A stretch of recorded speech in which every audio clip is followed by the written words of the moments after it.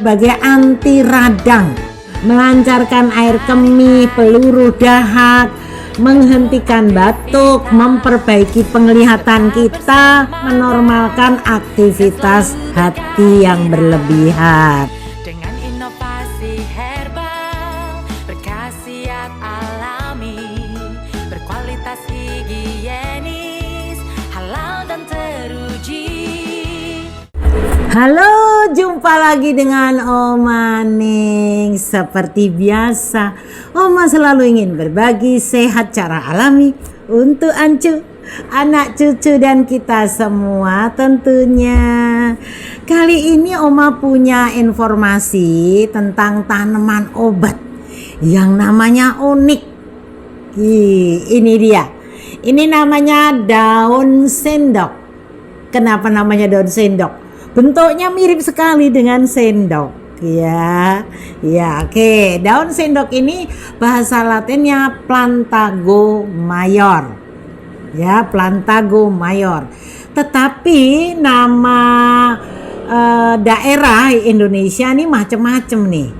Ada yang menamakan daun sendok ini Ki Urat, ada yang nyebutnya Ceuli Uncal bahasa Sunda. Kemudian ada yang bilang meloh kiloh, otot-ototan, sangka buah, sangkuah, sembung otot, lalu suri panduk. Ini namanya macam-macam ya dari Jawa. Kemudian kalau di Sumatera dikenal dengan daun urat-urat, ekor angin, dan kuping menjangan. Ini dari bahasa Melayu.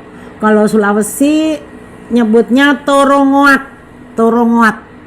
Ini Sulawesi terutama Minahasa ini ya, bahasa Minahasa. Kemudian asal usulnya ini ternyata dari Asia dan Eropa lah. Kemudian dia menyebar ke seluruh Indonesia dan biasanya juga ke India gitu ya. Tanaman ini mempunyai kandungan kimianya antara lain flavonoid, nih tanaman obat kalau udah ada flavonoid, lalu polifenol, nih khasiatnya banyak nih mesti ya. Di samping itu mengandung juga vitamin C, tanin ya, asam sitrat gitu.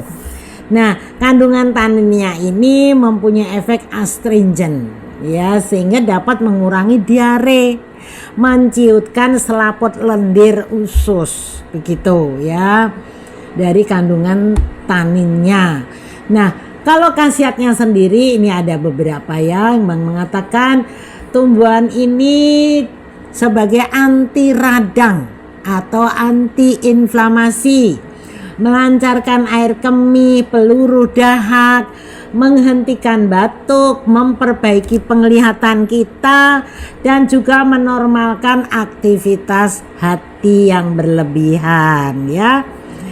Sifatnya ini dingin, rasanya manis. Sifat dingin, rasanya manis.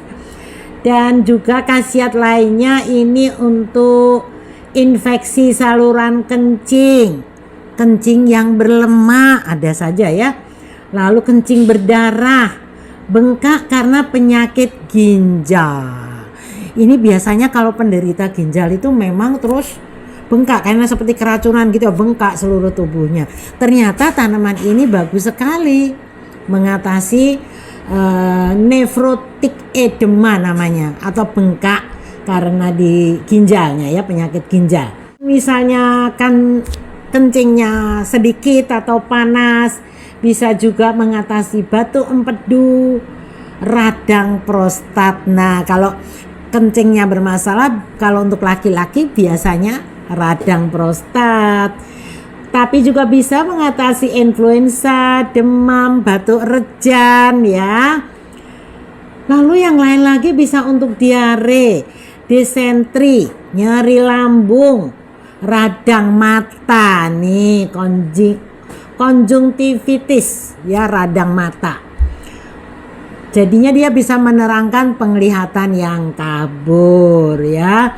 Bisa juga membantu untuk hepatitis, sakit hepatitis akut misalnya ya, atau sakit kuning ini ya, bisa untuk cacingan, gigitan serangga, serta pendarahan seperti mimisan dan batuk berdarah. Nih kalau ada salah satu keluarga yang sering mimisan, cobalah dibuatkan ini ya, daun sendok nih, ramuan daun sendok.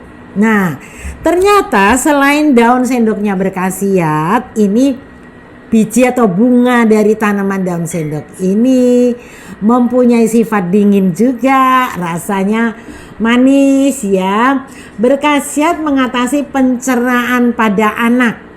Kemudian perangsang birahi itu anak bagus, tetapi untuk para pria nih biasanya yang membutuhkan ya. Afrodisiak, mempunyai khasiat afrodisiak.